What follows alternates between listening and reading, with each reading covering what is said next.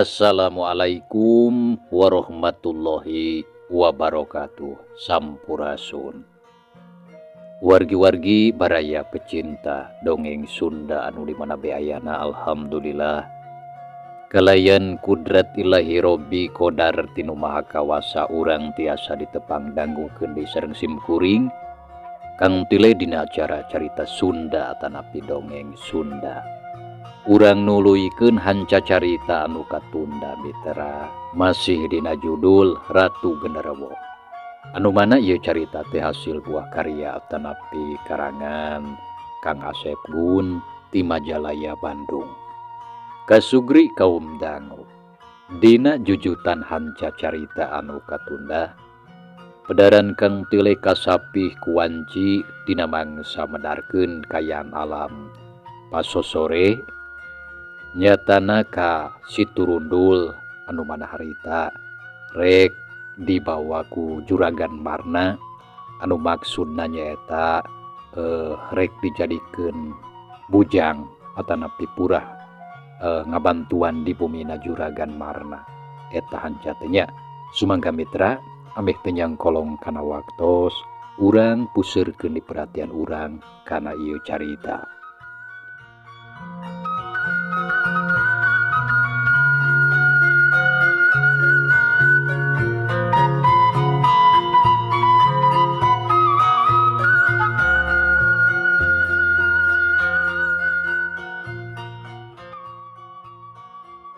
Kasugri kaum dangu gancangna carita harita Siturundul jeung si Mod geus marulang ti pakulianana. Harita keneh oge Siturundul ditanya ku Juragan Marna ngeunaan pamaksudanana tadi.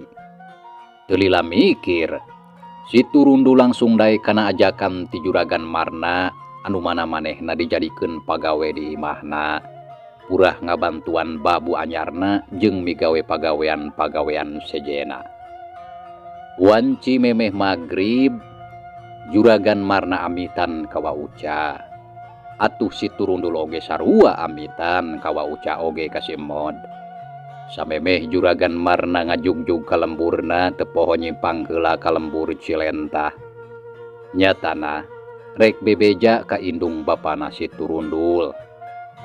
Mangkat mak jeung bicar oge pohara atau heunana ngadenge anakna digawe di saurang jalma beunghara teh. Jabati kitu pastina ari digawe di imah mah moal ripuh jeung berat teuing kawas digawe di perkebunan. Anu pamustunganana Siturundul jeung Juragan Marna ramitan ka mangkat mah jeung bicar. Dius weh sedan anu ditumpakanana ngadius nyemprung ninggalkeun jalan lembur Cilentah ngajugjug ka lembur Panyingkiran. Lemburna Juragan Marna mitra ari pernahna lumayan jauh ti lembur Cilentah mah malah geus beda kabupaten. Ari lembur Panyingkiran mah kaasup ka wewengkon Subang sedengkeun ari lembur Cilentah mah ayana di wewengkon Bandung. Kurang leuwih 4 jam lalampahan ti Bandung ka Subang teh. Harita wanci sareureuh kolot Siturundul jeung Juragan Marna kakaraan jog ka hareupeun imahna. Imah Juragan Marna mitra hiji imah anu kawilang pangagrengna di eta lembur. Pernahna aya di sisi jalan. Sanggeus ngasupkeun mobil ka garasi Juragan Marna asup ka jero imah dituturkeun ku Siturundul. Menit srikna dodongkoan leumpangna oge sabab ngarasa serab ku kayaan di jero imah. Parabotanana pertek sagala aya sagala mewah. Loba barang-barang anu samemehna Siturundul acan nempo.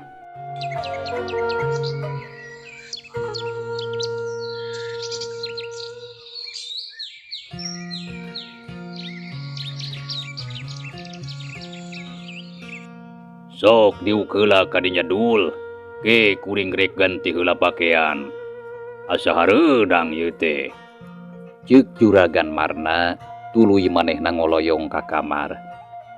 Siturundul ukur unggeuk asa teu puguh diuk ge. Teuing naon anu dirasa waktu harita ku manehna. Telila Juragan Marna nyamperkeun deui ayeuna mah papakeanana biasa, make kaos kurung bodas kahandapna disarung jiga anu rek ngaronda. Ge harita diuk pahareup-hareup jeung si Turundul terus neundeun roko dina meja jeung panekerna. "Sok ngaroko tara?" cenah bari nyeundeut roko anu geus nyempil dina bibirna. "Oh sok Juragan, mung datara roko anu sae jiga kitu abdi mah." "Sarua wae udud mah, nu penting asal ngebul." "Pek atuh gerasaan kaynya ari hayang mecakan udud ngeudah mah." Mohon Juragan, ngiringan atuh sabatang mah." Ceuk si Turundul kituna teh bari ngodomang mesat roko sabatang tuluy diseungeut. Kaambe mah diseungit abong udud anu beunghar mitra, teu jiga udud anu biasa kumanehna dikenyot, aseupna ge kaambeuna bau kasir kabeulem. Nepi ka peurembeun tak si Turundul ngenyotna oge mitra. Jiga namun kongang mah hayang nalegue jeung haseup-haseupna. Nganda asa piraku deui ari nepi ka kitu-kitu teuing mah. "Kumaha ngeunah?" Sumohon raos pisan ieu mah Juragan. Mending ngageleser kieu. Asa nembean abdi mah ngaraosan udud meuni dugi ka pelem kieu. cenah bari ngenyot deui ududna kuat ka kemong-kemong we pipina teh. "Nya syukur atuh ari ngeunah mah. Aih poho can disuguhan kalah hayu we diajak ngobrol.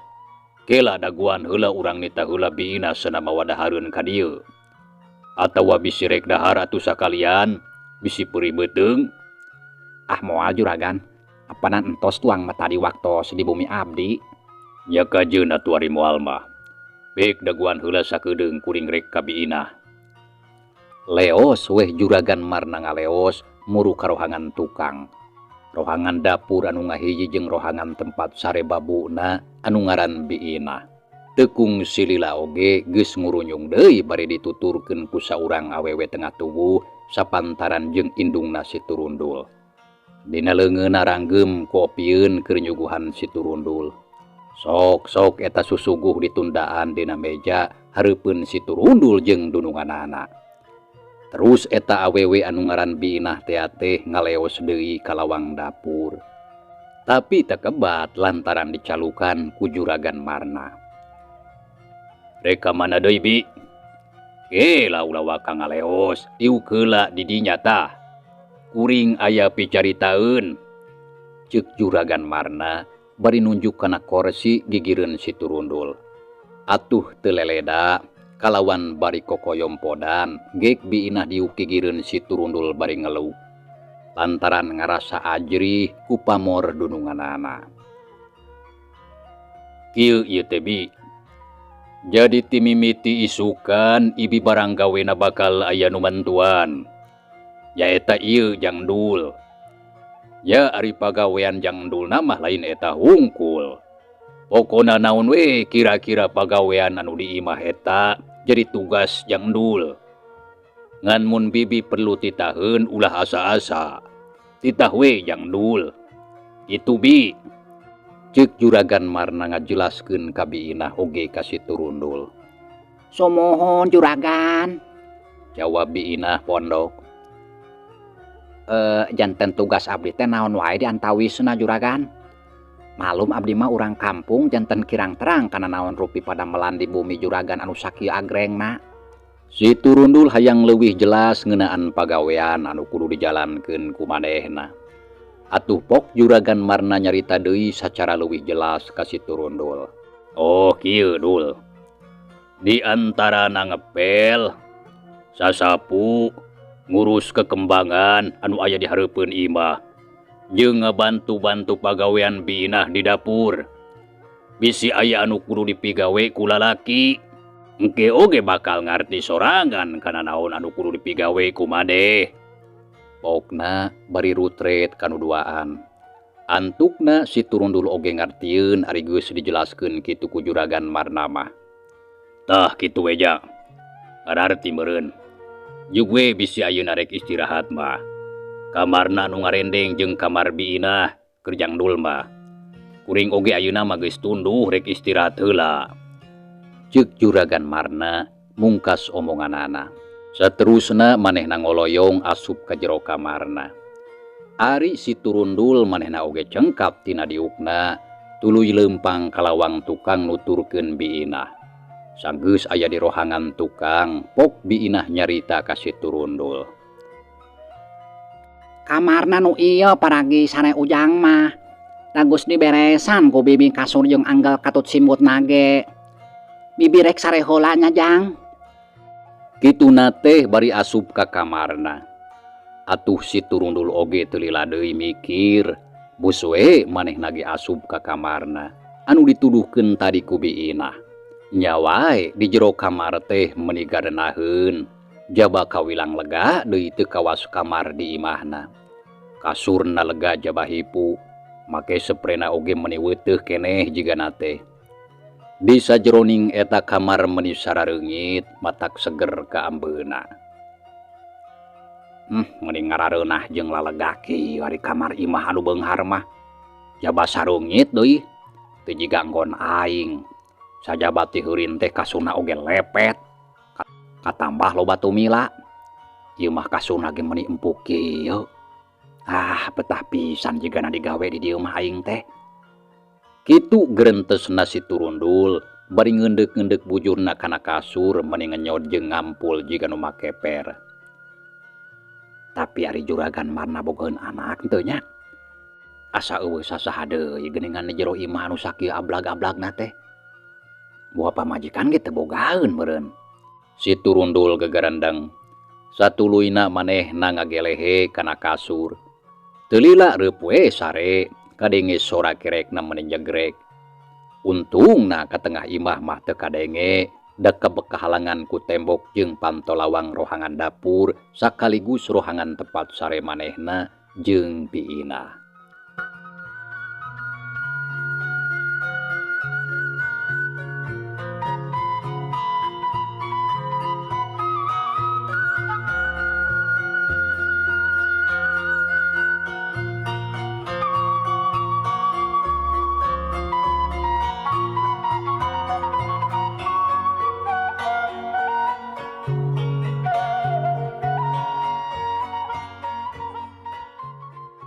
Kesugri kaum dangu. Juragan marna teh di imahna ukur duaan jeung pamajikanana anu katelah wareti atawa juragan wareti. Boga anak ngan hiji-hijina awewe tapi geus maot kurang leuwih sataun anu kaliwat. Maotna oge ngadadak tegering heula. Geus parawan anakna waktu maotna teh. Tisaprak anakna ninggalkeun juragan wareti. Indungna jadi nguluwu teu hegar. Unggal poe tara kaluar ti jero kamarna. Kaluarna teh ari rek kacai jeung rek tuang we. Kitu ge bakating ku kapaksa ku juragan marna. Sorot panon jeung paromana jiga nu kosong, jiga nu taya kahirupan. Salila na muyung jiga nu acan lipur ditinggalkeun maot ku anakna. Juragan marna geus kamana-mani nyieun tarekah ubar aber. Sangkan pamajikanana sehat tur cager secara bihara-bihari deui. Tapi nepi kadanget harita mitra. Tarekahna can ngabuahkeun hasil. Teu srikna unggal dukun dijugjug, unggal nu bisa diteang. Ku hayang-hayangna nyageurkeun kasakit anu jadi pamajikanana. Tapi dah hese atuh, ngaran-ngaran kasakit anu jiga kitu mah. Kasebutna panyakit kalaleban lantaran ditinggalkeun maot ku anak anu dipikanya turangan hiji-hijina. Kocapkeun waktu isukna mitra. Subuh keneh Siturundul geus goreja gudang. Sareng sena ngalaksanakeun salat subuh manehna nyampeurkeun ka biinah anu keur kaprak-keprek di dapur, keur masak nyiapkeun sarapan keur dununganana. Pok Siturundul tumanya bari diuk gigireun biinah anu keur nyiksikan bawang. Bi, ari juragan geus nyaring can. Cenah bari melong kada beungeut biinah. Sakodong doi biasa nama ujang. Nyal sewe da teu loba jeung teu mata kripuh pagaweanana ge ujang mah. Paling engke sakodong doi nyiram peplakan anu dihareup. Terus mun geus beres nyiram ngepel teras imah we. Keun di jerona mah ku ibi diempelna. Geus we sakitu. Apanan panjang kene waktu teh. Ari kuring rek naon deui atuh? Ceuk si turundul asa teu puguh meureun mun ukur gawe kitu hungkul mah. Engke oge makal aya sakali-kali juragan sok nitah. Nitah ka warung atawa nitah naon we, pokona teu kudu jadi pikiran. Apanan genah meh teu capek teuing. Nya ari ku kitu teh mah Bi. Da saera atuh Bi ari ngadon loba cicing mah. Ceuk si turundul deui karek sakali ngobrol jeung sakali panggih oge jug langsung akrab we jigana teh. Moal Ujang, kege bakal biasa jeung bakal ngarti kana naon anu kudu dipigawe ku Ujang. Bakal nyaho naon-naon anu jadi tanggung jawab Ujang dina ngajalankeun pagawean di dieu. Keun bae da bager juragan mana mah tara gurah-guruh. Sakirana eueuh pagawean mah cicing moal dicarekan. Biina ngajelaskeun ka si turundul. Ari ibi geus lila jadi pebantuna juragan Marna. Geus lila ibi teh digawe di dieu. Anyar kene ibi oge can aya sabulan-bulan acan. Tapi ibi mah geus biasa we teu asa tumalumpang. Lamun geus pigaweun rengse mah rek sare-sare rek cicing bari ngadaweung ge teu nanaon. Jok ibi ge tadi apanan juragan mana mah bager pisan. Jep si turundul teu nyarita deui. Satuluyna manehna ngaleos di hareupeun biina muru ka hareup anu saterusna manehna ngamimitian ngajalankeun pagaweanana. Sakumaha anu dicaritakeun ku juragan Marna keur waktu peuting tadi. Timimiti nyiram kekembangan anu aya hareupeun imah. Ngepel teras jeung anu lain-lainna anu sakira kudu dipigawe. Harita wanci geus meletek panon poe. Kekembangan anu meunang nyebor katempona bangun anu sarger naker. Buruan imah anu geus lalening meunang nyapuan si turundul katempo matak pikabetaheun anu ningali. Hawa tiis tur seger katema ku angin leutik mungguh matak genah karasana. Kasugri kaum dangu. Si turundul harita keur ngosrek nyapukeun kalakai garing anu masih keneh ngayang di pipireun imah. Da loba tatangkalan di pipir jeung tukangeun imah juragan Marna mah. Sarupaning tangkal buah balingbing, peuteuy jeung rea-rea deui. Juragan Marna mah resep kana papelakan. Jaba deui buahna oge meuni keur mejeuna laleubeut mitra. Matak pikabitaeun anu nempo. Sabot si turundul keur jongjon sasapu, bray panto hareup muka katempo juragan Marna ngajanteng bari melong ka palebah si turundul anu keur husu barang gawe. Terus manehna turun kaburuan laju leumpang nyampeurkeun ka si turundul. Sanggeus deukeut pok nyarita. Tah kitu we gawe madul. Geuningan geus ngarti jeung apal kana naon anu kudu dipigawe. Alus pisan. Lamun sakira geus sagala beres mah cicing we teu kudu ngarasa era. Da pagawean mah moal beakeun. Unggal poe oge pasti bakal aya deui. Ceuk juragan Marna bari merhatikeun ka si turundul. Juragan, manawi teh teu acan gugah. Mohon juragan meuni resep. Laliuh kieu di pakarangan teh seueur pepelakan matak seger katingalina ge. Puguh nya dul. Kuring mah ti leuleutik resep kana pulak-pelak tuncap tancep teh. Loba mangpaat tatangkalan mah tuda. Salian ti kala buahna oge bisa nyegah ka sakit ceuk dokter mah. Jadi lamun seug aya virus pipanyakiteun teh, memeh ka jelema ari loba tatangkalan mah bakal kasrep heula ku tatangkalan. Kitu cenah nurutkeun ceuk dokter madul. Mohon. Sae juragan. Danya pisan eta teh ku seueurna tatangkalan di sabudeureun bumi mah hawa ge janten sejuk. Nya kitu. Jadi pantes lamun di perkotaan sok loba anu katerap ku panyakit-panyakit berat oge. Da geus jarang tatangkalan anu nyerep eta bahan kasakit tadi. Ulah dianggap teu guna tatangkalan teh dul. Juragan Marna panjang lebar ngajelaskeun ka si turundul. Seueur digentos ku tatangkalan beton di perkotaan mahnya juragan. Tah kitu. Pek we tuluykeun gawena dul. Engke mun rek tuang atawa hayang barang dahar mah kadi ka dapur we. Ulah kudu dititah atawa ditawaran. Anggap we imbas sorangan. Kuring rek ini heula aya perlu. Ceuk Juragan Marna sanggeus nyarita kitu mah. Terus we asup deui ka jero imah. Tekung silila geus bijil deui geus saged make papakean anu bararesi turapi. Di kacamata hideung make sapatu kulit hideung mening ngagurilap katojo ku cahaya panonpoe anu keur meujeuna moncorong ti tebeh wetan. Tuluy ngahirupan mobil sedana, geleser weh mobil maju keluar ti pakarangan. Sanggeus ku si Turundul dipangbukakeun gerbangna. Dius weh geus di jalan mah. Mobil teh ngadius nyemprung meulah jalan anu masih keneh lalobong acan pati aya kendaraan anu sejen. Reka mana nya Juragan Marna teh? Moal kitu reka kebon teh deui mah. Tapi datara unggal poe apanan. Salila aing kuli oge karek sakali ngontrolna teh. Tapi aya keperluan anu sejen we meureun. Ngaranna ge jelema penting jeung pengusaha meureun. Nyatang tuh loba urusan jeung mitra-mitrana.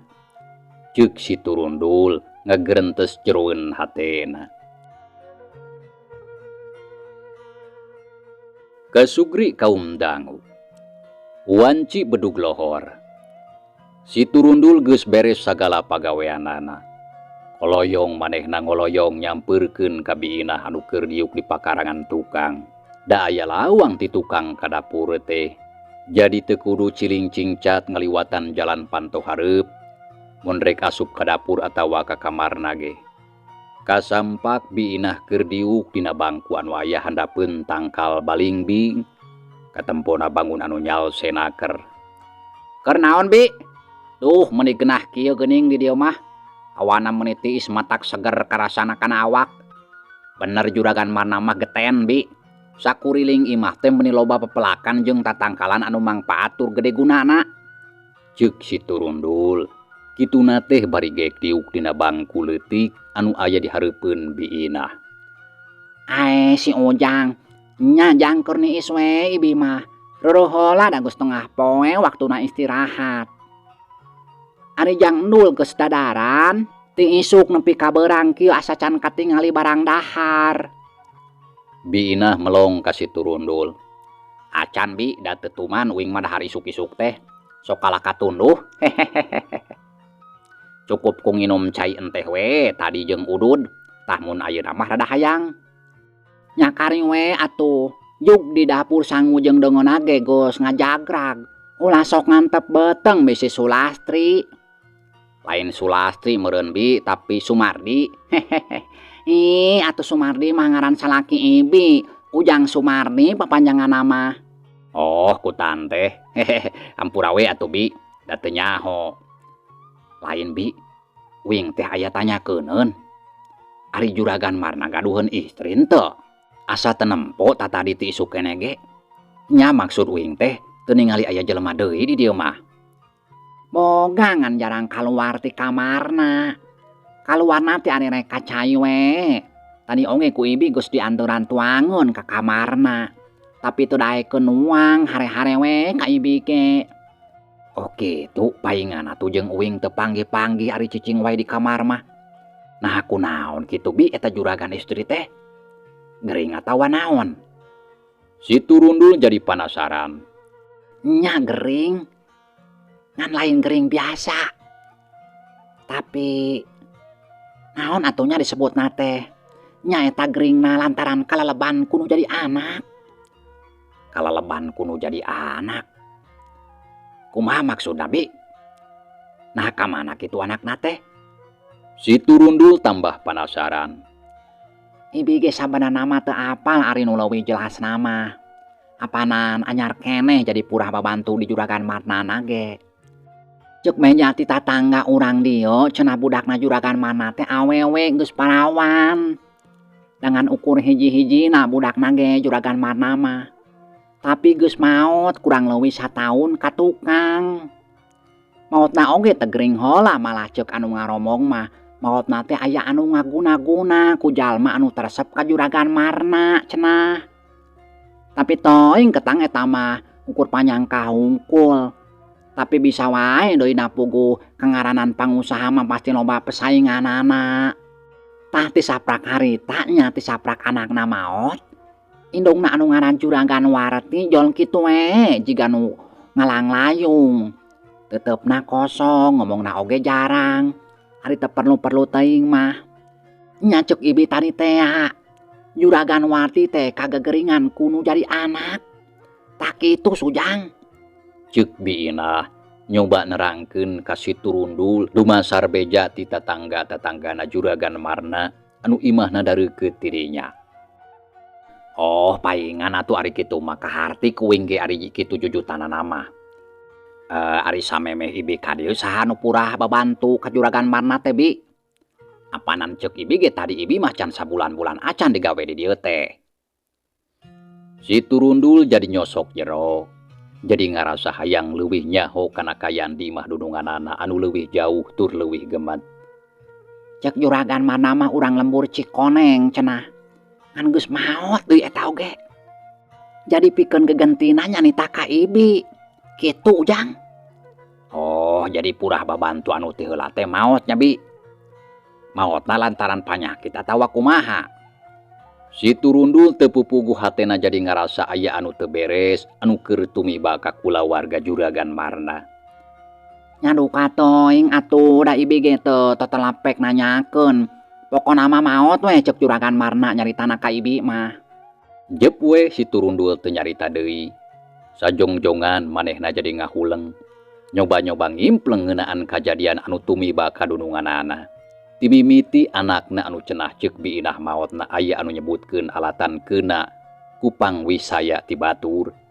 Nahanya atawa ukur sasangkaan hungkul. Terus ngeunaan anu ayeuna keur karandapan ku Juragan Warti. Manehna boga rasa curiga yen dina diri dunungan awewena aya anu teu beres. Teuing naon alesanana pangna manehna boga pamikiran-pamikiran saperti kitu.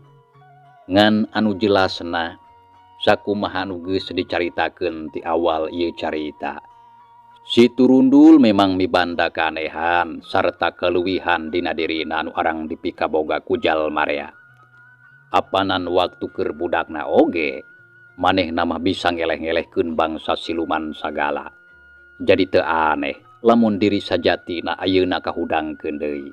Komo ieu nyangkut kadununganana anu nurutkeun pamikirna geus jadi kewajiban manehna pikeun milu mikiran.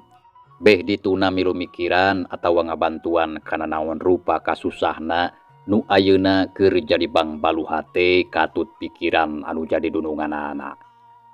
Sabot Siturundul keur ngahuleng kitu, pok Biinah nyarita deui. Nah, kalah ngahuleng Jang. Mikiran naon?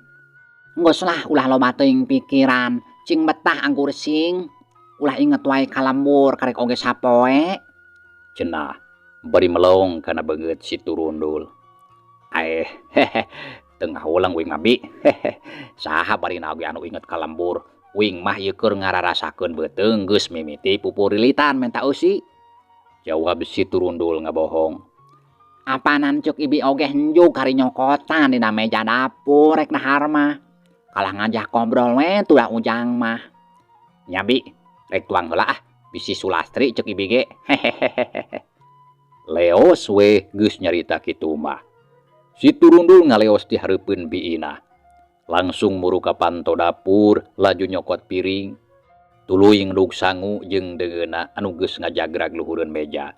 Calebek we dahar meuni bangun lapar naker.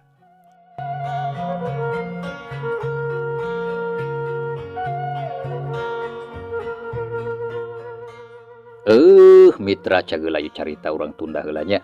Insyaallah kin urang lajengkeun deui. Hatur nuhun kana naon rupi perhatosana. Wilujeng kantun. Wassalamualaikum warahmatullahi wabarakatuh.